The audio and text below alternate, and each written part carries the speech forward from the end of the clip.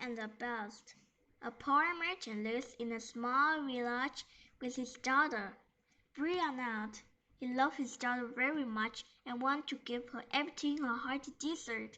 He knew Brianna's greatest wishes were for a single, perfect rose. Roses were rare in their village, but the merchant had heard of a castle deep in the dark forest where the flowers bloom freely. On the day before Brianna's birthday, he set out to find it. After much walking through the forest, he came to a crumbling castle. Its gardens were overgrown with roses. The merchant was so happy. He searched the garden for the perfect rose. His eyes settled on the biggest, most beautiful flowers. He reached out and snapped the flower from the bud. A dark figure suddenly appeared behind the merchant. "Dear, how dare you steal my rose?" said the tender voice. Before him stood the great hairy best dressed in fine clothes. The best grabbed the merchant. "Is it for my daughter, Brianna?" the merchant said.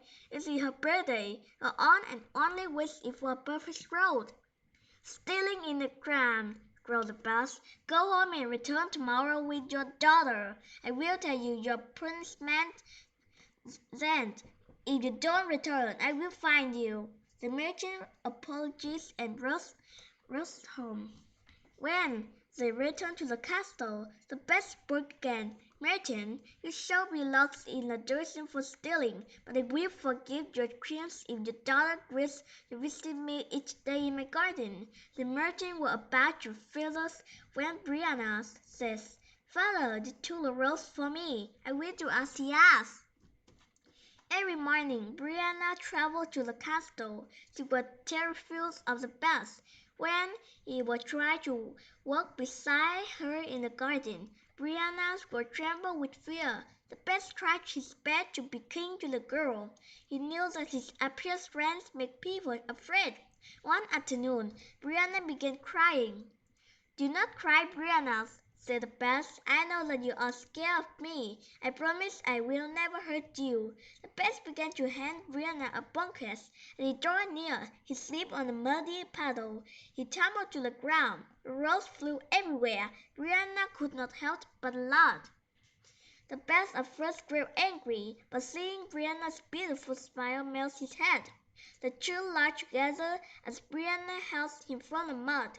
Over the course of the winter, they spent a lot of time talking and laughing together.